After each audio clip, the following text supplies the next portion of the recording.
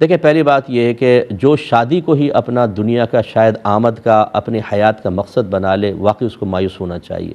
اللہ تعالیٰ نے ہمیں دنیا میں شادیوں کے لیے نہیں بھیجا، بچے پیدا کرنے کے لیے نہیں بھیجا، ہمیں کھانے پینے کے لیے، اچھے مکان بنانے کے لیے، دنیاوی ترقی کے لیے، دنیاوی تعلیم کے لیے، کوئی بہت بڑا کارنامہ سر انجام دینے کے لیے نہیں بھیجا۔ اللہ فرماتا ہے وَمَا خَلَقْتُ الْجِنَّ وَالْإِنسَ إِلَّا لِيَعْبُدُونَ، میں نے جنوں اور انسانوں کو فقط اپنی عبادت کے لیے پیدا کیا ہے۔ اور عبادت کا آسان سا مفہوم عوامی ذہنی سطح کے مطابق یہ ہے کہ جن کاموں کا اللہ نے کرنے کا حکم دیا ان کو کرو، جن سے رکنے کا حکم دیا ان سے باز آ جاؤ، اس طرح اپنی زندگی گزارو۔ اب اس زندگی گزارنے کے لیے کچھ چونکہ لوازمات کی ضرورت ہے، دنیاوی تعلیم بھی آپ حاصل کر سکتے ہیں، دوستی کر سکتے ہیں، رشتہ داری کر سکتے ہیں، کاروبار کریں آپ، جاب کریں، سروس پرووائڈ کریں آپ، اس سے پیسہ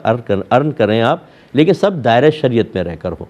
تو اس کا مطلب ہے اصل مقصود تو ہے آخرت کی تیاری، اللہ تبارک و تعالیٰ کی رضا کا حصول، میدان محشر میں ڈے آف ججمنٹ میں سیدھے ہاتھ میں نامہ اعمال لینا، جنت کے اندر داخل ہونا، دوزخ سے محفوظ ہونا۔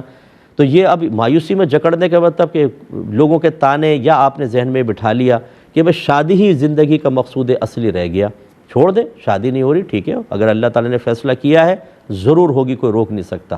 بالکل یہ ازلی فیصلے ہوتے ہیں۔ اور اگر اللہ کا ازلی فیصلہ کسی کو اس طرح آزمائش میں ڈالنے کا ہے اور اللہ تعالیٰ عدل سے فیصلہ کرتا ہے، ظلم سے نہیں کرتا ہے، وہ یہاں پر نہیں تو وہاں بہت کچھ دے گا، اور اتنا دے گا کہ وہاں انسان تمنا کرے گا کہ مجھے اور کم دیتا۔ جیسے صحیح حدیث کے اندر موجود ہے، سرکار فرماتے ہیں کہ دنیا میں عافیت میں رہنے والے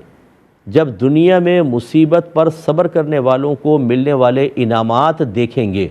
تو تمنا کریں گے کہ کاش ہماری کھالوں کو کینچیوں سے کاٹا جائے اور ہم اس پر صبر کر کے ایسے انعام پالیں۔ تو لہذا ایسے جتنے بھائی بہن ہیں بالکل مایوس نہ ہوں، اور میں لوگوں سے بھی گزارش کرتا ہوں خدا را اس طرح تانہ زنی کر کے کسی کو مایوسی میں نہ جکڑیں، آپ سب ایسا کریں کہ دین کی طرف آئیں، علم دین سیکھیں، لوگوں کو دین سکھائیں، تبلیغ دین کریں، دنیاوی کوئی ہنر حاصل کریں، وہ ہنر دوسروں کو سکھائیں، لوگوں کو مطلب اپنے گرد جمع کریں، ان کو فائدہ پہنچائیں۔ انشاءاللہ جب ذہن مشغول ہوگا، اپنی آخرت کا سرمایہ جمع ہوتا محسوس ہوگا، ساری مایوسیاں ختم ہو جائیں گی۔ اللہ کی رضا پر راضی رہیں، کوشش کرنے میں حرج نہیں، لیکن مایوسی کو دور کریں، اور یہ ذہن بنا لیں کہ ہمیں صرف شادیاں کرنے کے لیے نہیں بھیجا، تبھی آپ مایوسی میں جکڑ گئے۔ ہمت رکھیے، اللہ تعالیٰ بہتر فرمائے گا۔